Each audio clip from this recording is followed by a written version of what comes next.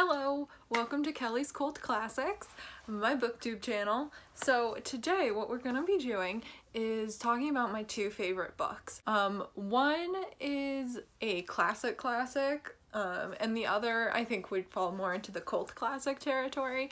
But nevertheless, I love both of these books, and I thought I would just chat about them today so that you know. And these are my favorite fiction books. I feel to pick my favorite nonfiction books would just be so difficult because I read such a wide range of nonfiction books about different topics that it's like, how would I pick it? Like, what if I don't want to read about that topic today? Or, you know, too difficult. But I do have definite fiction books that I prefer, and so we're gonna get into those. And the reason these two books, I don't have like one favorite because I just can't pick between these two books. They've always just been, if someone asked me what my favorite book is, I've always just responded with both of them because it's like a tie. They just serve different purposes for me and I can't pick. Okay, let's get started. And the first book is Jane Eyre by Charlotte Bronte. Okay, now just a quick note about the pronunciation of her last name. So there are like two schools of thoughts of how it should be pronounced. There's Bronte and Bronte. When I'm referring to her name, I usually say Bronte just because I've read that that's how they pronounced it. So, yes. However, I know a girl named Bronte who pronounces it Bronte, and she says it's the more British pronunciation, and she was British. So, Charlotte Bronte, however you want to say it. The background of my history with this book actually doesn't start with this book, but it starts when I'm 10 years old at my aunt's husband's parents' ranch. That makes it sound like it's in the West. No, just a ranch in like northern Illinois. The wife, she was watching the BBC miniseries of Jane Eyre. For those of you who don't know, there's several versions of Jane Eyre. There's one from the 80s with like Timothy Dalton, who was like once James Bond. There's like one in 1996 or 1997 or like 1997 and 1998, something like that. I haven't seen either of those. There's the BBC miniseries, which I think is from like 2007-ish, which is the one I saw when I was 10. And then there's the movie from 2011. I love both the 2011 movie and the 2005 miniseries. I watch the 80s ones just to giggle sometimes because it's kind of awful. So she was watching this miniseries and I had never heard about Jane Eyre before, and I got just roped in, and it was the beginning of it, so it was her childhood that I saw. Oh, this is another thing. At this point in time, I only saw the first half of the miniseries when she's like younger, and then when she first gets to the mansion. But as a 10-year-old, I just related so much to some of the emotions that little Jane Eyre had, because I had kind of a turbulent childhood. But it was the first time I ever related emotionally to a character. I feel like before this, all the characters I related to, you know, had similar hair to mine, either curly or I have like strawberry blonde, so I related a lot to like redhead characters, or they were just, you know, general girl characters. But I didn't really ever relate to a character on an emotional level before I watched Jane Eyre, the miniseries, and I was so intrigued. I loved it. It was like a awakening kind of when I saw this miniseries, and it just really stuck with me. I actually at the time never got to see the second half of the miniseries until fast forward a few years, or I guess 4 years, to when I was in high school, and I was like, I wonder whatever happened, because I had always kept thinking about the first half, you know, like her childhood and then her going to be the governess, and I'm like, what's gonna happen? So then that led me to trying to watch the second half of the miniseries, but at which point I accidentally got the 2011 movie because I didn't realize there was like multiple versions of this. I loved the movie though, realized it wasn't the miniseries, went and got the miniseries, watched the miniseries, also loved that. And then for a couple years, I would just like watch the miniseries or the movie, and I loved the story and the character of Jane. I related to her so much. And then finally, when I was 16, I decided to actually read the book. So I ordered a used copy online. This is the copy I ordered. And I read it, and I was kind of worried about getting the book because, you know, sometimes with these period classics that are based on books from the 1800s, the writing can be a little dry. And it's still a good book, but it's kind of like hard to get through. I didn't think that was the case with this. I didn't have trouble with her writing style. I didn't think it was dry.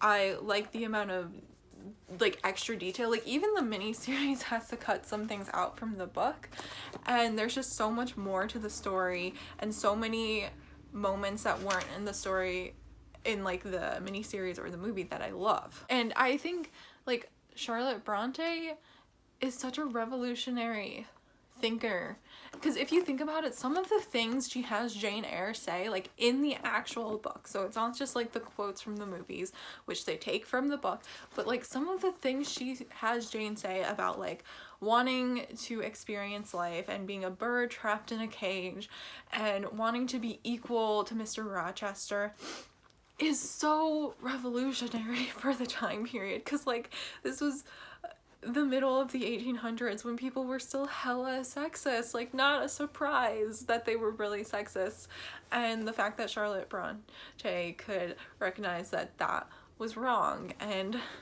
said it in a book, I think is amazing. Side note, Charlotte Bronte had a tragic life. Look it up.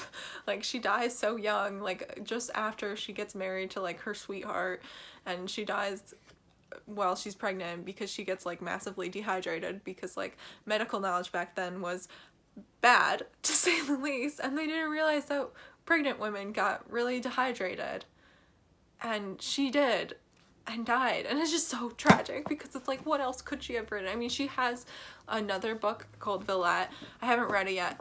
She could have done so much more, but she didn't because she was dehydrated during pregnancy when you can't be dehydrated. She also probably had a condition that worsened the dehydration.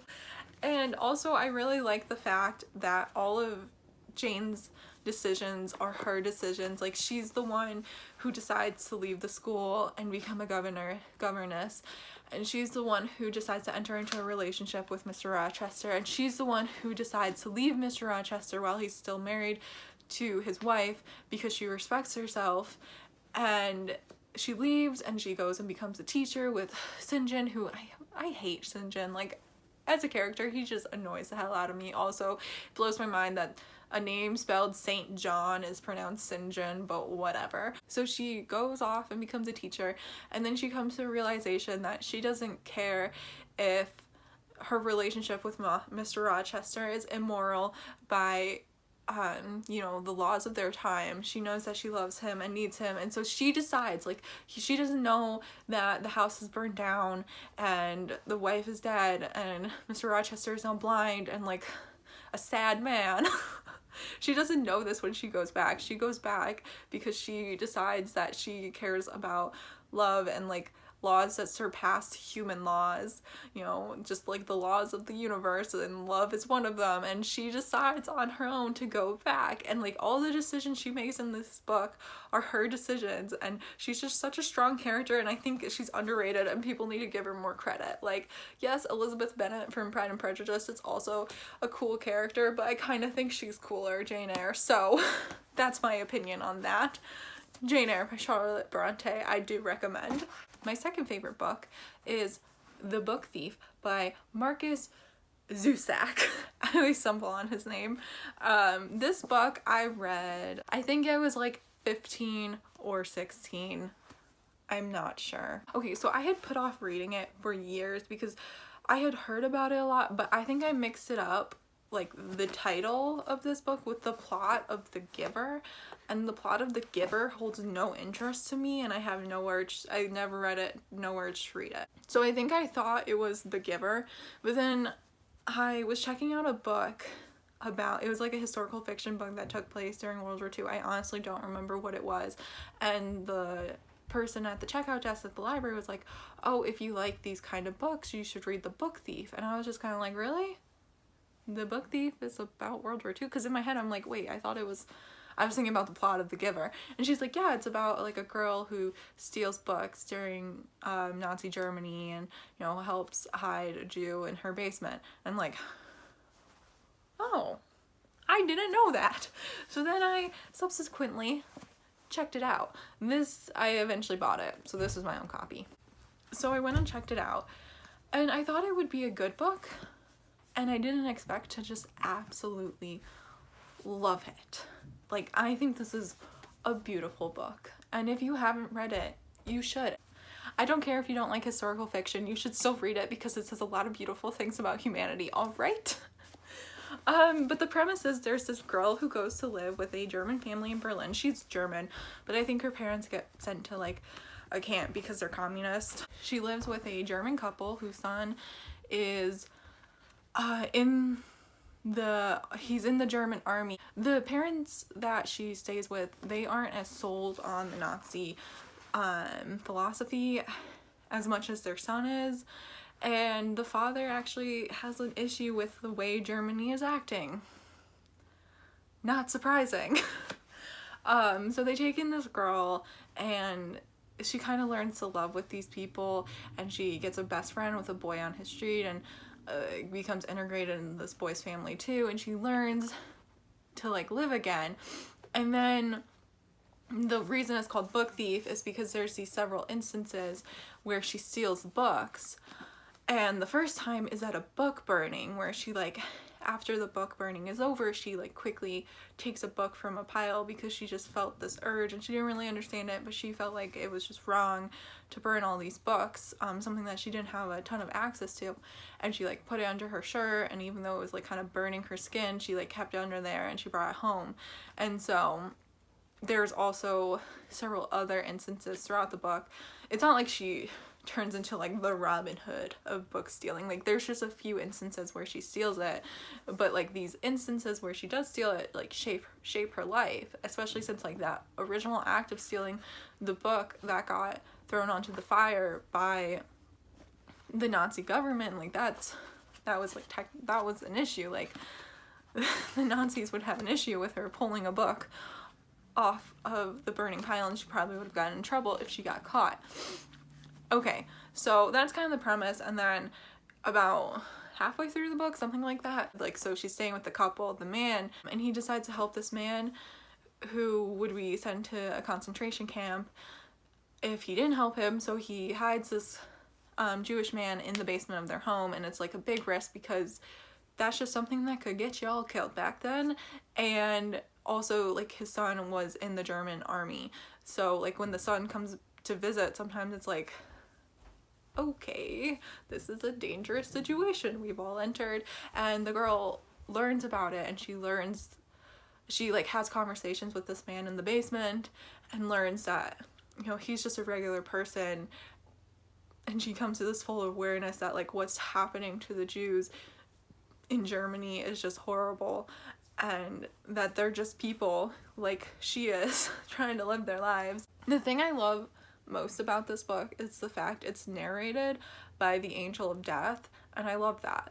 Like, when I first heard that it was, I was like, oh, how is that gonna be? But then I realized I loved it. Like, and it's not like a creepy Angel of Death, it's just a very matter-of-fact Angel of Death. The way he portrays World War II and the Holocaust and the bombing of German cities and everyone who died in that, I think is just so beautiful. And like, there were times where like at the end, you know, some characters die, and the way he just describes their death, I think, was just so beautiful. And that's the thing, it's just such beautiful writing and storytelling, and I do recommend it to anyone who loves beautiful writing and storytelling. So these are my two favorite books, Jane Eyre, The Book Thief. I recommend both of them. Like I said, it's just really hard to pick which one I like more because they're just two very different books. So it's just like, they're very different vibes, very different themes they talk about. It's just different, but also I love both of them, and you should all read them. Anyway, I just wanted to share with you my favorite books because I think it's fun to learn what someone's favorite book is. I think it tells a lot about them and, you know, what they're interested in and the kind of ideas they like to think about. So these are my two favorite books. Comment down below with your favorite book. Even if it's not a cult classic, I would love to know. And like my video, share my video, and thank you so much for watching today. Have a great day. Bye!